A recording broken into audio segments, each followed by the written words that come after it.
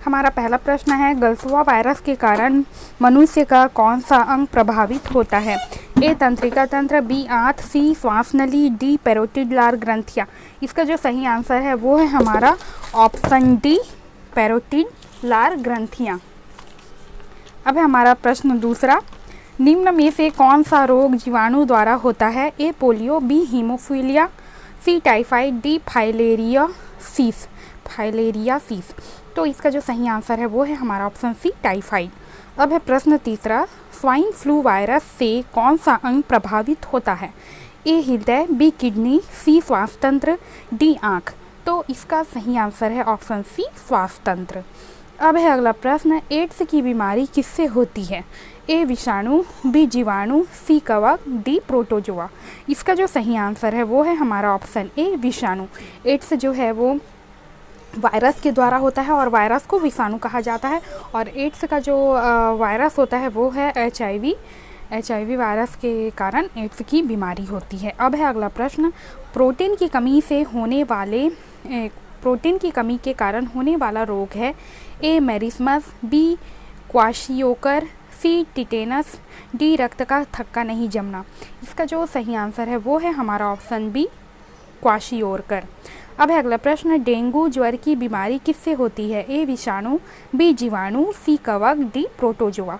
इसका जो सही आंसर है वह है हमारा ऑप्शन ए, विषाणु। अब है अगला प्रश्न, मलेरिया की बीमारी किससे होती है? ए विषाणु, बी जीवाणु, सी कवक, डी प्रोटोजोआ। तो इसका जो सही आंसर है वो है हमारा ऑप्शन डी, प्रोटोजोआ। अब है अगला प्रश्न, किस कवक के कारण मनुष्य में गंजेपन का रोग हो जाता है? ए टीनिया कैपिटिस, बी एक्रेस scabies, C tinea pedis, D इनमें से कोई नहीं। इसका जो सही आंसर है वो है हमारा option A, tinea capitis. Tinea capitis के कारण मनुष्य में गंजेपन का रोग हो जाता है। अब है अगला प्रश्न, कोविड-19 से कौन सा अंग प्रभावित होता है? ए हृदय, बी किडनी, सी आंत, डी फेफड़ा। तो इसका जो सही आंसर है वो है हमारा ऑप्शन डी, फेफड़ा। अब है अगला प्रश्न, दमा की बीमारी किससे होती है? ए विषाणु, बी जीवाणु, सी कवक, डी प्रोटोजोआ। इसका जो सही आंसर है वो है हमारा ऑप्शन सी, कवक।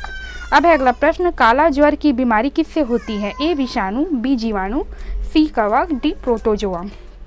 तो इसका जो सही आंसर है वो है हमारा ऑप्शन डी, प्रोटोजोआ। काला ज्वर की जो बीमारी है वह प्रोटोजोआ के द्वारा होती है। अब है अगला प्रश्न, निमोनिया की बीमारी किससे होती है? ए विषाणु, बी जीवाणु, सी कवक, डी प्रोटोजोआ।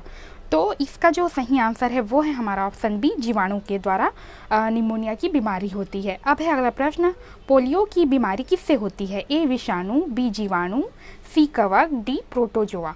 तो इसका सही आंसर है ऑप्शन ए, विषाणु। अब है अगला प्रश्न, हैजा की बीमारी किससे होती है? ए विषाणु, बी जीवाणु, सी कवक, डी प्रोटोजोआ। तो इसका जो सही आंसर है वो है हमारा ऑप्शन बी, जीवाणु के द्वारा हैजा की बीमारी होती है। अब है अगला प्रश्न, कोविड-19 डिसीज़ का मुख्य कारक कौन सा है? ए बैक्टीरिया, बी वायरस, सी कवक, डी फंगस। इसका जो सही आंसर है वो है हमारा ऑप्शन बी, वायरस।